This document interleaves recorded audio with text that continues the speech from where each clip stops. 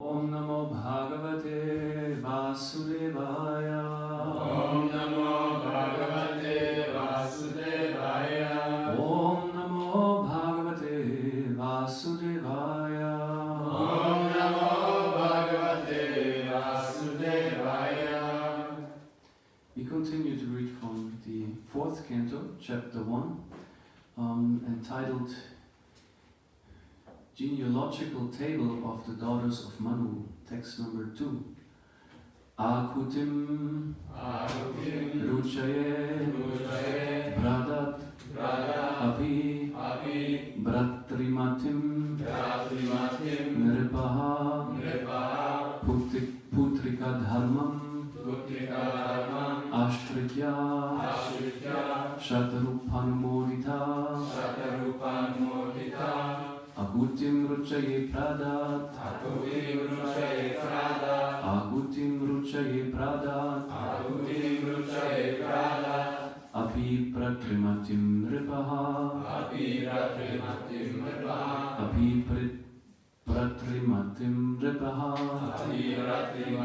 Nripaha Putrika Dharmamashritya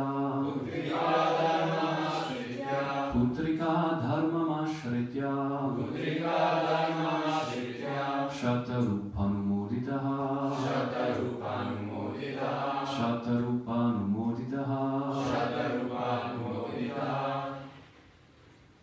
Akutim Ruchaye Pradat Api Bratrimatim Nripaha Putrika Dharmamashritya Shatarupanumodita. Akutim Ruchaye Pradat Api Bratrimatim Nripaha Putrika Dharmamashritya Shatarupanumodita.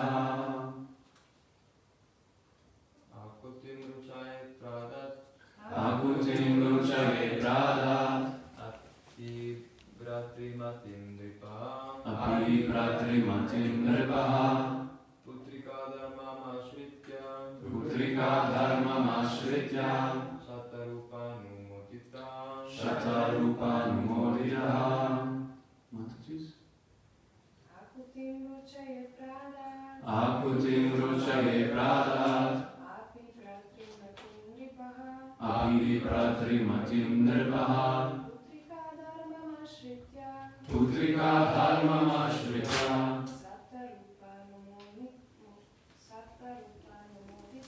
Shatarupanumodita. Akuti Ruchaye unto the great sage Ruchi. Pradat handed over. Api although. Pratrimatim daughter having a brother. Nripaha the king. Putrika get the resultant son. Dharmam religious rites. Ashritya taking shelter. Shatarupa by the wife of Swayambhuva Manu. Anumoditaha being sanctioned. Translation Purport Best Divine Grace Srila Prabhupada Ki Jai. Akuti had 2 brothers, but in spite of her brothers, King Swayambhuva Manu handed her over to Prajapati Ruchi on the condition that the son born of her be returned to Manu as his son. This he did in consultation with his wife Shatarupa. Purport. Sometimes a sonless person offers his daughter to a husband on the condition that his grandson be returned to him to be adopted as his son and inherit his property. This is called Putrika Dharma, which means that by execution of religious rituals, one gets a son, although one is sonless by one's own wife. But here we see extraordinary behavior in Manu, for in spite of his having 2 sons, he handed over his first daughter to Prajapati Ruchi on the condition that the son born of his daughter be returned to him as his son. Srila Vishwanath Chakravarti Thakur comments in this connection that King Manu knew that the Supreme Personality of Godhead would take birth in the womb of Akuti. Therefore, in spite of having 2 sons, he wanted the particular son born of Akuti because he was ambitious to have the Supreme Personality of Godhead appear as his son and grandson. Manu is the lawgiver of mankind, and since he personally executed the Putrika Dharma, we may accept that such a system may be adopted by mankind also. Thus, even though one has a son, if one wants to have a particular son from one's daughter, one may give one's daughter in charity on that condition. That is the opinion of Srila Jiva Goswami.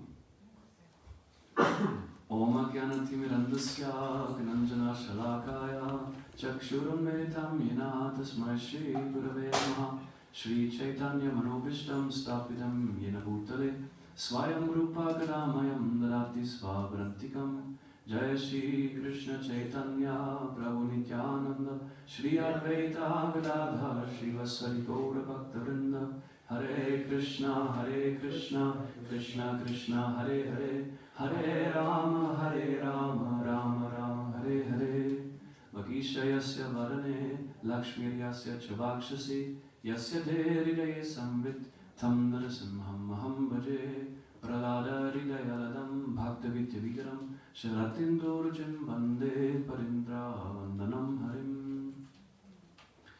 Translation again. Akuti had 2 brothers, but in spite of her brothers, King Swayambhuva Manu handed her over to Prajapati Ruchi on the condition that the son born of her be returned to Manu as his son. This he did in consultation with his wife Shatarupa. So this chapter just started yesterday, and there's a very beautiful purport to the first verse, which Prabhupada gives an overview of the 4th chapter and is explaining that this 4th canto in general deals with the secondary creation, means the part of creation where Brahma is a lot involved. And so naturally this involves the so-called Prajapatis, as we see here. Prajapatis are those beings in this universe which have the task to populate the universe, different planets. We recently also spoke about how they do that, so that the Prajapatis are empowered beings. They are practically on a demigod level. One Prajapati that was dealt with extensively in the 3rd canto was Kardama Muni. He was also married to one of the daughters of Swayambhuva Manu, which is Devahuti. So now we hear about Swayambhuva Manu's daughter Akuti. So in this context, this form is to be addressed or appears as Swayambhuva Manu's son, is not so extensively explained compared to Kapila Dev, which fills almost half the 3rd canto. So it's just a short mention of it. So, and there's a lot of pastimes how Vishnu is actually assisting and accompanying and helping his, appointed servants. It's that the demigods have statues in connection to Lord Vishnu, but they are appointed servants for the cosmic or universal affairs. And Vishnu himself is there to assist them, like a supervisor also in the company. He's not absent somewhere outside. No, he's available also in the universe. And we hear stories how Lord Brahma, if it gets very difficult, can also address Vishnu, either at the milk ocean, which is a mysterious place, which is not visible to the bare eye. Even Lord Brahma couldn't see it when they went for one purpose. First, he had to pray. He knew kind of by heart where to go, but it was not clear coordinates. But when he was praying to Vishnu, then Vishnu manifested with its milk ocean, and then the whole pastime started about the journey of the milk ocean. So also here we see that Vishnu is about to appear again in a very close proximity to Kapila Dev also. So he appears actually quite often, if you think about it, if you read the Bhagavatam. And yes, this particular chapter is like pointing out the genealogical table or line of the daughters of Manu. This is one big part of the Bhagavatam, showing the dynasties, because this is like also how knowledge is handed. It's about a bit of history lesson also, and how these personalities acted is for us a example of role models. We're supposed to consider these personalities of the Bhagavatam as our role models in regards to what is Dharma. And here, Swayambhuva Manu, the actual father of mankind, the word Manu means also man, therefore mankind is named as it is named. And he said he's the lawgiver, also the Manu Samhita, the scripture, although not applicable to the Kali Yuga since it's too ambitious for the Kali Yuga age. It's there, and the principles are supposed to be guidance and even of law character to the living entities. And in this verse I felt this, it's quite a,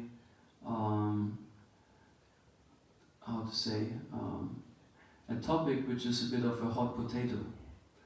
That it's difficult to address because it points to a way of relating to parents, or like in this, it gives the message of certain ownership and obligation that is for someone who is maybe a devotee and knows the scripture is a bit surprising what is happening here, but for someone who is not at all conversant, that it might be shocking to hear this claim of Swayambhuva Manu. How can someone claim that my daughter's son should be my son? That's like unthinkable nowadays. In the big debates, we have that phenomena of surrogate mothers. So you can make a deal, so to speak, with the woman. If you can't have children yourself, okay, please carry out our child for us. And it often happened, although they made an agreement that they will do so, the mother, like the surrogate mother, changed her mind at some point. Why? Because there's a whole big intense process of biology and psychology happening, and then there's bondage with the child, and like there's the sense of ownership, it's my child. Then the ethical question arises, like, yeah, who can have a claim? Can one even make someone else give birth to one's own child? So nowadays it would be a big controversy, how does it work? But it was also here understood that kings, for example, would refer to such methods also if they wouldn't have sons. Because the principle is like the lineage has to continue, and there needs to be a son to inherit. And even this kind of, cultural norm would be considered nowadays sexistic. Because then we say, if there's a daughter, why not give it to the daughter? Why there has to be a son? Is a man better than a woman? That would be the whole discussion arising from that. So we don't go there now. So it's usually the Vedic concept is that the role model or the role understanding of man is one thing and woman of another, and they don't mix like as they mix nowadays. So Swayambhuva Manu here asked something which is a bit astonishing. Because the rule that is mentioned here is the Putrika Dharma, that one can, if one doesn't have an own son, according to Vedic principles, ask one's daughter, like even this whole phrase might be very sensitive to people, give her in charity to a husband, and then the child would be considered his son. So he had 2 sons.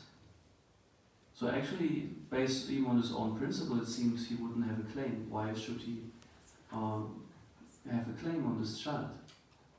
And he had said this is more of an inner meaning, this is more like the devotional mood. Swayambhuva Manu was aware, okay, Vishnu will appear in Akuti's womb, and I would like, his desire was, I would like to have Vishnu as my son and grandson. So based on this desire, he asked that from Prajapati Ruchi and also his daughter, and they agreed to do that. And the name of this form of Vishnu is called Yajna. And Yajna is then later translated in these verses as the master of all sacrifices. That's the name. And Interestingly, he also appeared even together with Lakshmi Devi, whose name was then mentioned here. The female child was a partial incarnation of Lakshmi, the goddess of fortune, the eternal consort of Lord Vishnu, and was named Dakshina. And here also Vishnu performs an interesting pastime that he later marries Lakshmi, which means, if you look at it biologically, he would marry his own sister. But then we have to understand that like he's different tattva, that he appears in this family and he is, although the lawgiver above these laws, it's more like he's using matter for his purposes. He's not bound to by the rules of matter as the living entities would be. So it's a very interesting topic itself to see how Vishnu arranges that, and we have here this phenomena of as the daughter is being asked to give her own child, which would be the grandchild of her father, rather as a direct child, as if it would be a brother of hers. So Dakshina would have to relate to, not Dakshina, sorry, Akuti would have to relate to her own son, Yakya, as rather her brother, because she would hand it to her father, who treats him as his son. So that's what is happening here, what is mentioned, this Putrika Dharma, that Swayambhu Manu claimed the son for himself. And here you can also look at how in the Vedic context, how to say, sometimes we hear like pastimes that happen on the earth, and Swayambhuva Manu is certainly involved on the earth, but at the same time all these personalities are their direct sons of Lord Brahma. Swayambhuva Manu is a son of Brahma, who is a resident on the higher planetary systems. So sometimes maybe not so clear where they reside, and they have even the ability to travel also. And so they are beings on a higher platform of existence, and also on the higher platform of existence, the rules differ from lowest platforms of existence in terms of biology. Our bodies are different, our minds are different, our settings are different. So although there might be general rules and laws, they might not apply equally to just every living entity, depending on the status, so to say, of the kind of species one is in.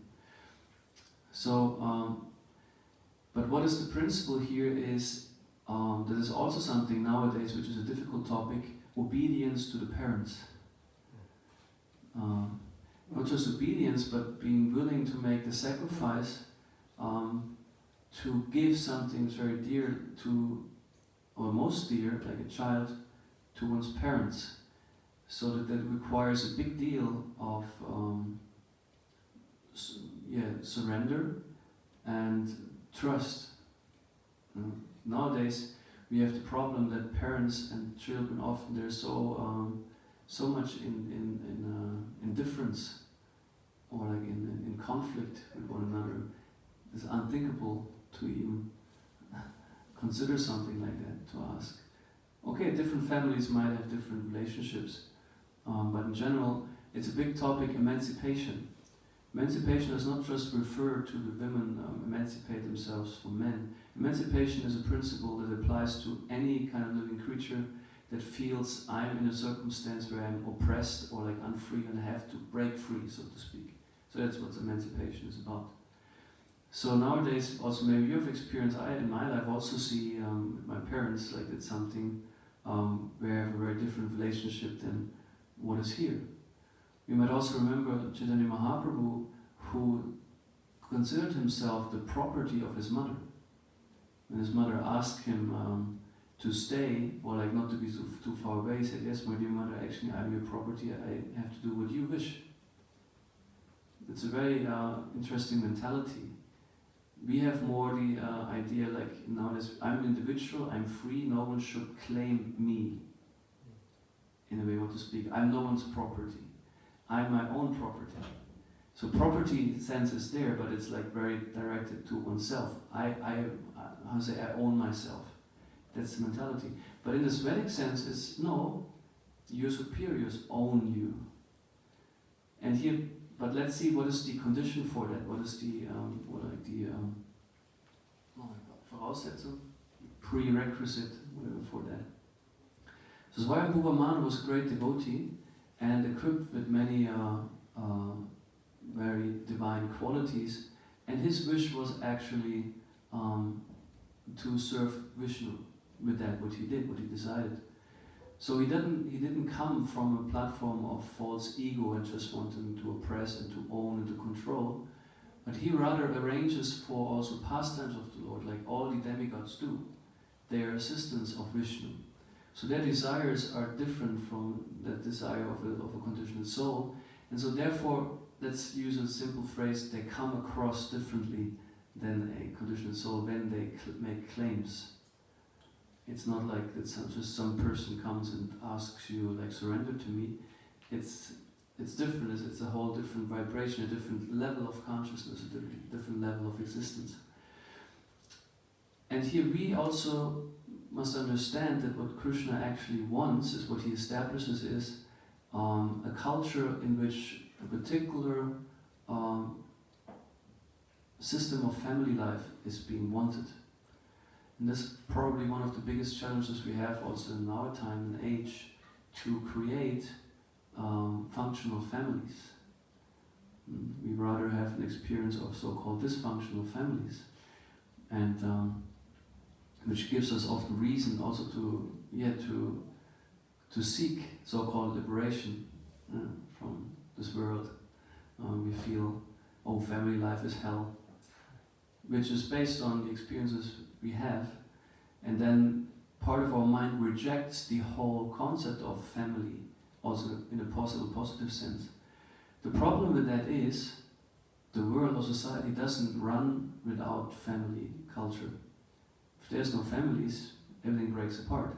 Because individuals alone are, like as it is said, individuals just for themselves and become rather egocentric. And they can't maintain things. Like here this whole principle is inheritance. Like the kings, like where do you inherit your things to? Or like your legacy you want to pass on, if you want to maintain a society, a movement, whatever, there has to be generations that pass things on and maintain things. And if there's no family culture, that's very difficult. Maybe you find someone who shares the same spirit and mood, but that's not the idea. It's rather about society is family based. And we can be sure that also we are wanted in this movement to move toward having healthy families. So this also, but as it starts with having a healthy viewpoint on family life. If we condemn it and secretly think that's the biggest maya one can be in, then it's difficult to do that. One has to understand that this is very important. And Arjuna, like we can also remember Arjuna, why did he have such a strong reluctance and resistance to fight? One big reason, or like actually three reasons, which relate all about around that, is family.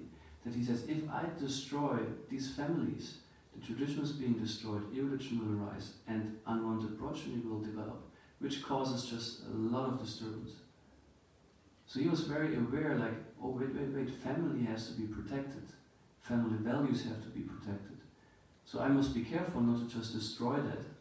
So this was his argument, which was valid. In this context, of course, Krishna had better arguments than to make him fight. But here,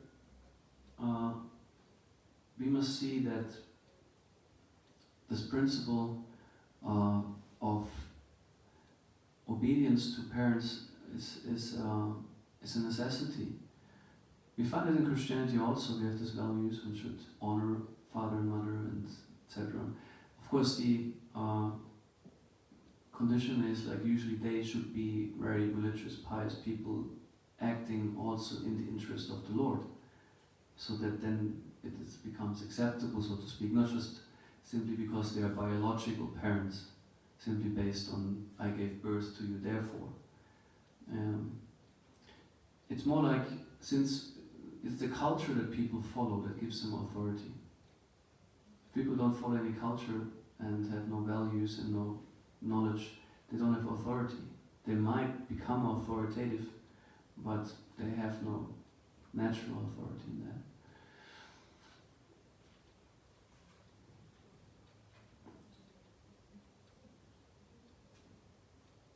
And here the end, and Jiva Goswami is pointing out, thus even though one has a son, if one wants to have a particular son from one's daughter, one may give one's daughter in charity on that condition. So, probably we all may ask ourselves, okay, what we do with such a statement? Do we preach that to people? Should we share with people about what the Bhagavatam says on these kind of things? I guess that's a bit something that comes at a later point of exchange. But it's a very, how to say, it's a topic that raises a lot of questions. And one question that struck me is like, well, if the Bhagavatam is supposed, Srila Prabhupada mentioned it, like kind of a law book also for the next 10,000 years, or like he wants this Bhagavatam culture to be the culture that we live. There's quite some challenges with that.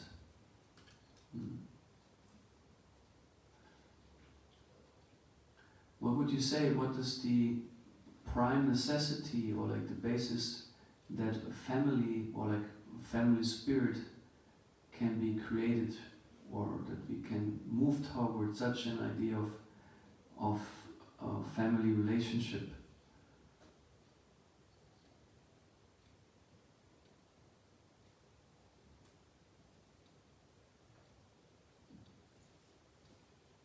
What would certainly help is that Krishna is in the center, and you have like a common higher goal that you can all work together on and build your activities and everything around. But maybe to start a little bit before would be just knowing of goodness. Would also help. Yeah, put Krishna in the center, be known of goodness. But this is for Vaishnava families. I would say at least the parents should be religious. So more of goodness. Yeah, so the parents should be religious, huh? Because this gives to the whole family another higher group. What is religious? Yeah, that also in my sense that there's some relation with God. Yeah, which just means having a relationship to God. I want you to say the same thing. So maybe that children are a little bit more submissive to their parents because if the parents are religious, but like nowadays many parents they have these values from all the times, from all the generations, but the children they're just not interested at all in. Yeah, challenge is for children to be submissive or to be willing to listen to parents. I think one big challenge that is there, what needs to be counteracted, is this excessive sense of individualism. And this basic principle is actually the Ishavasyan principle. We are nowadays so much pushed to think, I own myself, I have the right to do whatever I want to do. If it's in context of family, for example, topic abortion, philosophical arguments behind that, or like apparent philosophical arguments behind it, is the woman has to decide even alone. It doesn't even matter what the man thinks. Who cares about the father, kind of like that. It's her body, she must decide whether she wants or not.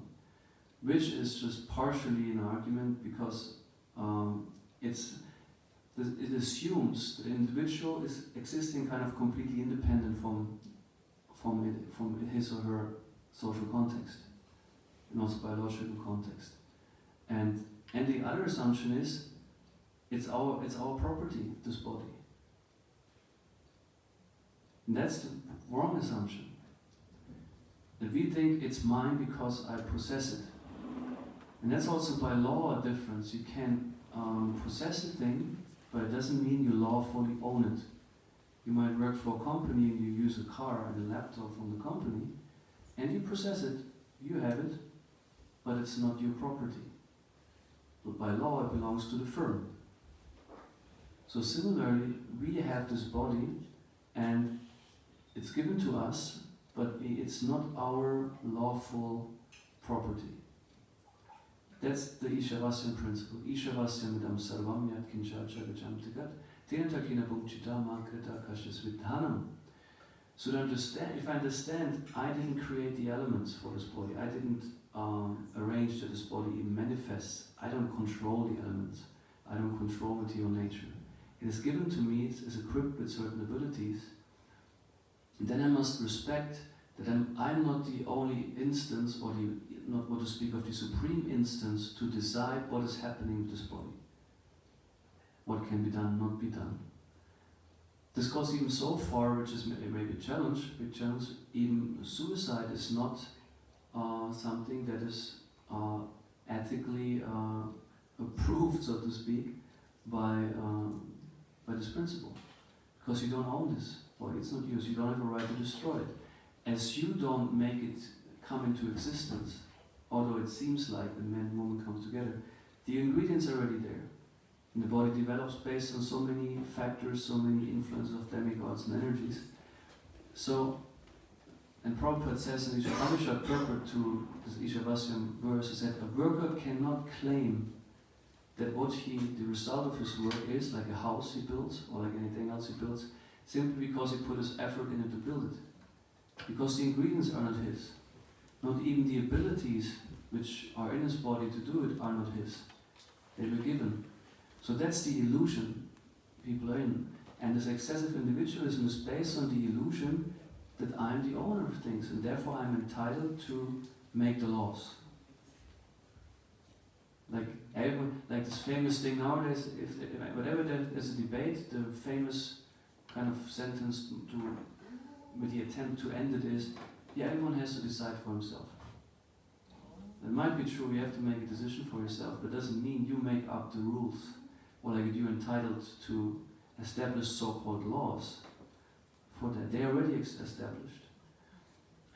So if a person is really in tune with this Ishavasya principle, like the Prajapatis here, the appointed servants of Lord Vishnu, if they really act in this mood, if they have this consciousness of service to Krishna, naturally they actually authorized to engage you in the service, or like anyone. So if they claim someone or some person to be handed to them, or like give in charity, so this is a different game, so to speak. Because they come from the platform of applying, of using everything in Krishna's service.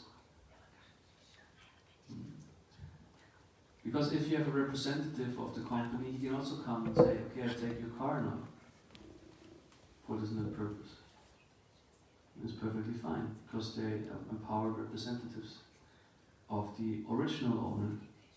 So therefore they have the authority to ask that.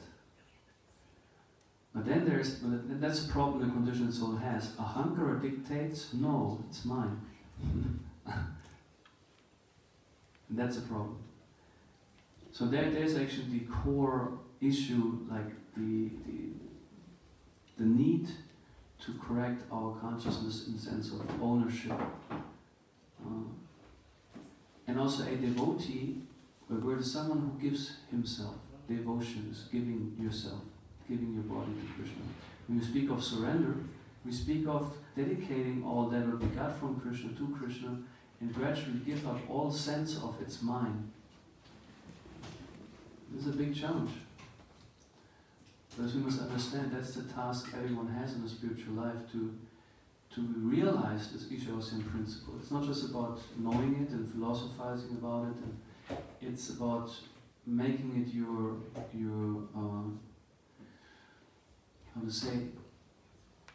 way of life.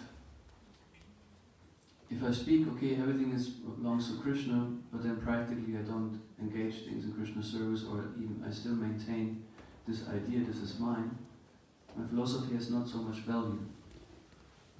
I must really act based on what I assume that I know. So here, therefore, also the Prajapati Ruchi and the daughter Akuti, they were willing to give this to Swayambhuva Manu, being a great devotee and having the desire to get the Supreme Personality of Godhead as his own son. Yes, we have a few thoughts on that. I think this is a topic which has so many maybe controversies or aspects that might require some discussion. Do you have any more thoughts or questions?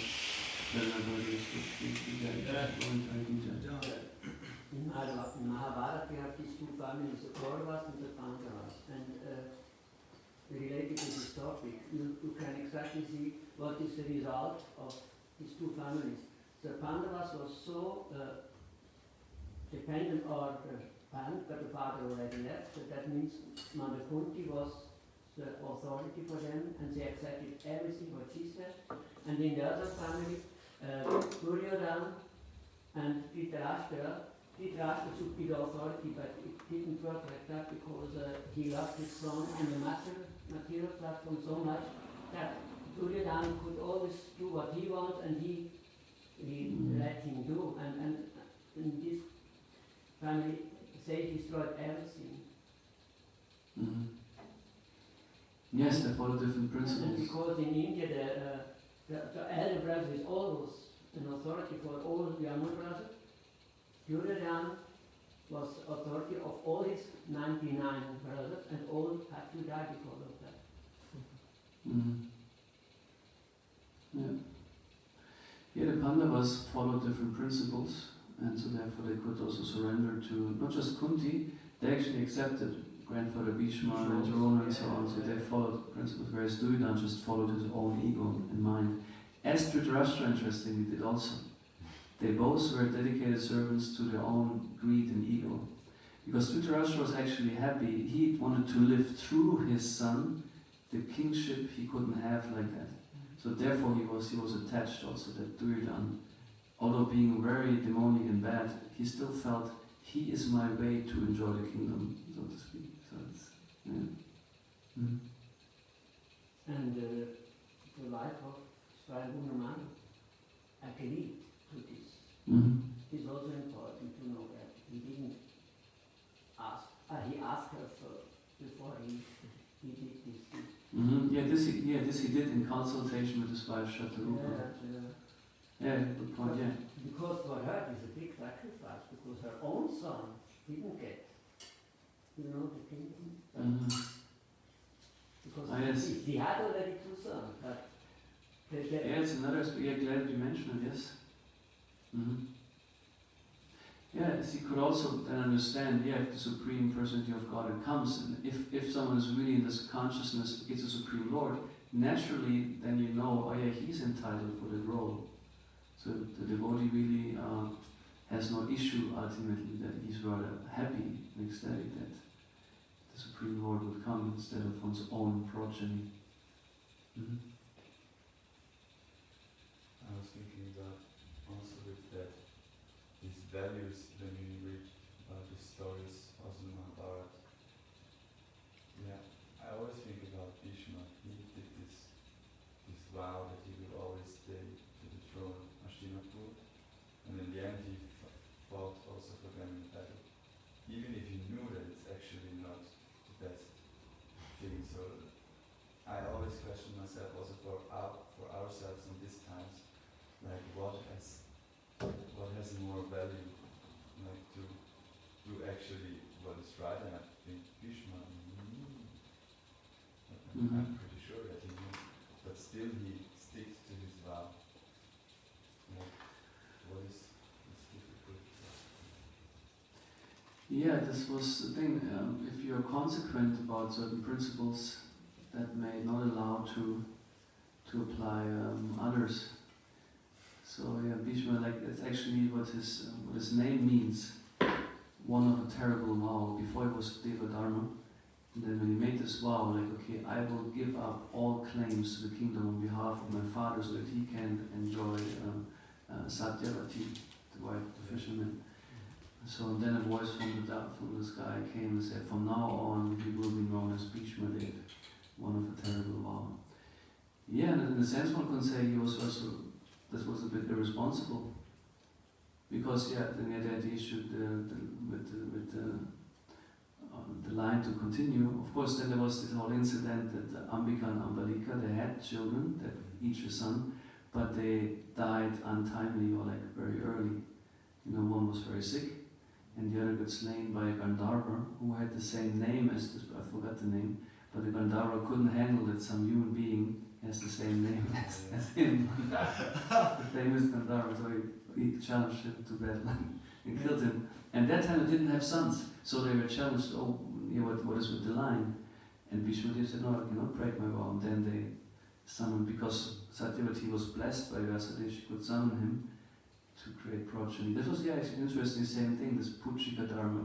He begot children in behalf of them in Ambika and Ambalika, the Pandavas. And to stick to principle is very nice, but in some cases there are high principles, and in this way he failed.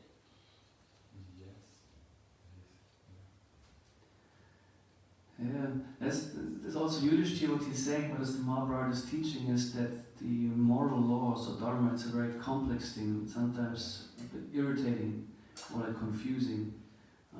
This is in general with ethics. You would like to have it simply clear, easy, this or that, and then the subtleties and the considerations are there. I mean, in the end we must see Krishna supremely arranges, also he stimulates convictions in the devotees, and like was also a reason why Bhishma held on to his vows, because then also Krishna's plan could unfold as it unfolded. But it's true, some might be of the opinion, yes, a vow is a vow, so you got to stick to it. So otherwise, if you can, how to say, compromise it, what's the point of a vow? And then there's of course others say, but wait, there are different principles one has to consider, when is what more relevant or important, you know.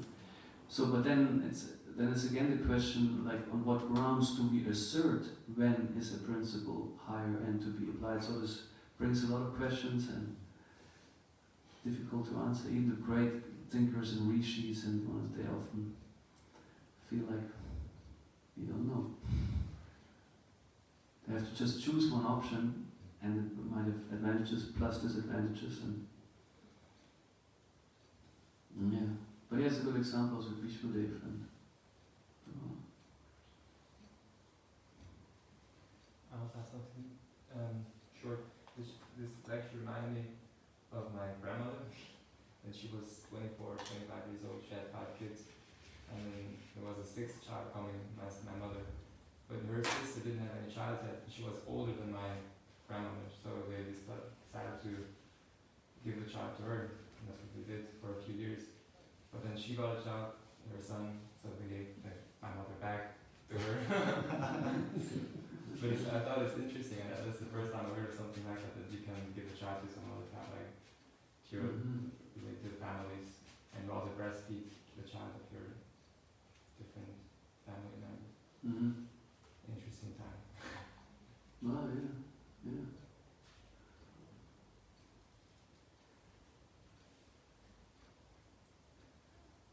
Regarding vows, there are different vows. Some vows which you make based on your own intention. You can break if they are in contradiction with some higher principles. But if you take vows which are given to you from higher authorities, you should not break them. So some vows you can break if they serve a higher goal, but certain vows you are not allowed to break. Yeah. And we see also, like, I mean, Queen Kunti did the thing, you know, as Yudhishthira, they were very dedicated to truthfulness. Their vow was practically, whatever I speak must be true. So even like an incident where one think, hey, come on, it wasn't even an informed real choice, you know, like, or decision, because when the Pandavas came back from the Swayam, what is it, ceremony? Swayamvar ceremony, brought Draupadi, and then Kunti saying, like they said, yeah, we brought something, and she immediately said, yeah, share it among yourself. And then I stood there with the woman, and then she was very shocked. What did I just say? But it had to become true. So they all married Draupadi, and it's still also in Mahabharata, like it's a big controversy. How can a woman marry 5 husbands? It's unheard of. It's completely in contrast to any Vedic way of living. The king could, of course, have many princesses or queens to have the progeny, but it was not heard of a woman having several husbands. Yeah. And or like Arjuna made a vow, saying, whoever asks me to put my Gandiva bow down, I will kill. And one day Yudhishthira asked him to put his bow down, to not fight, and he was in a dilemma, thinking, I have to kill him now, what should I do? And then Krishna interfered and arranged it. It didn't happen. So they were very keen to, my word has to be truthful. But we can take the principle of it, that we must be careful what to speak, what to promise, what to agree to, and that we can rather keep it. And if you think, oh, it's maybe a bit too ambitious, maybe not. Promise, not agree to do something.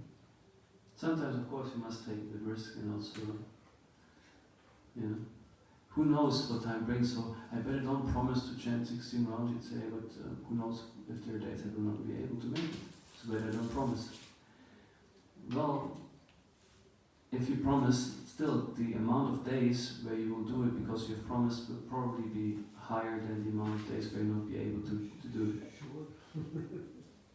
So the possible failure of a vow should not keep one back to make a vow or promise. You should take it serious, but also include the possible failure, not to be too perfectionistic in these things. Because if you don't make a vow, then also you can slack off easily. Oh, I didn't promise. Yeah, we live together, but I never gave you the yes word. I never said I will be faithful. I have a technical question concerning the Prajapatis. The Manus, they're always Prajapatis? No. Identical. Or they're not even Prajapatis at all, Manus. The Manus are Prajapatis. But not always. I mean, it's certainly. Are lawgivers. Lawgivers. I mean, here in particular. Swayambhuva Manus also, like, it's in a perfectly complete. I mean, maybe not all exactly function. I mean, here's Prajapati Ruchi and Swayambhuva Manu. But Swayambhuva Manus actually also, in the sense of Prajapati, he's mentioned in perfect, yes. Because the first sons what Brahma did in this pastimes, he first manifested all sons and daughters with the task, okay, you have to populate the universe. And Swayambhuva Manu is one of these. And they might be involved in just maybe having one son or daughter, a few daughters, and handing them to those who multiply much more than they do. But so my understanding is that also they are Prajapatis. But we'll see in the next few verses the purpose is mentioned. Thank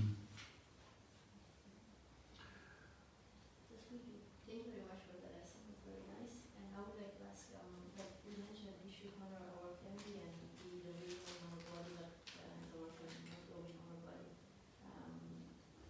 So what's like if the dog is not very much in time, or Krishna consciousness is trying to remove to stop that. So how can we, Yeah, that's exactly the thing that what we were discussing. Even for people nowadays to hear that, it's shocking, because there might be either a need for emancipation from one's family, because family members might be rather even enemies in their ways of behaving toward each other, or you know. And if your family members are not at all inclined to a Krishna conscious or let's say religious, spiritual lifestyle and don't have these values, then also this obligation is not, has no grounds, so to speak, in that sense, as is mentioned in the Bhagavatam. One still has an ethical obligation because still the mother and the father did a sacrifice to give us this body, to maintain it, to nurture it, bring it up. So then one is actually also, one is always indebted. And one has to, Dharma means to return that they also receive, as we receive care from our parents to grow up, they receive care when they grow old. That's the principle. You know, this, nowadays, since families break so much apart, this is not happening. And it's rather like considered a disadvantage to have like old parents that need care, like, and it goes on the cost of my own lifestyle, maybe, you know. I mean, different people handle differently, and many people also are responsible, but a big tendency is that people don't like that and they neglect that a lot, you know. People die alone and frustrated and neglected, you know. So the principle is you have like on a biological level certain obligations, but then in terms of like if it comes more to ethical things in terms of what you should do and like how you live your life and how much are you obliged to follow your parents' biddings, this is based on from where do they come from. You know, if they simply feel like because you're my daughter and feel on the false ego platform that you're their property, then this is no grounds. If they will be really spiritually advanced and can give you guidance and act for your upliftment, okay, that's a different story. It's the same is with couples also. How can you accept your husband as your master if he's not more advanced in spiritual things? Then it's useless to follow him. Yeah, also with husband and wife, same thing is a woman also has a right to divorce the husband. Although we always hear in the Vedic times there's no divorce, still also in the even the 4th and 3rd canto there are some purpose which Prabhupada speaks about that a woman is not obliged to follow a husband who is practically ruining her and his own spiritual life. You know, she has a right because what she does is gives herself, dedicates her life, her energy, her efforts, her energy, and is therefore entitled to also receive proper guidance and care. And if the husband completely fails to give that, she has no obligation to stay with him simply because they made a vow. That's also something. A vow has to be undermined also by adhikar, by qualifications to maintain that vow, to justify the vow. So if people cannot fulfill at least to a minimum the obligations of the vow, so well, just for the sake of we have vowed it will not work. One has also a responsibility toward oneself to protect one's spiritual life.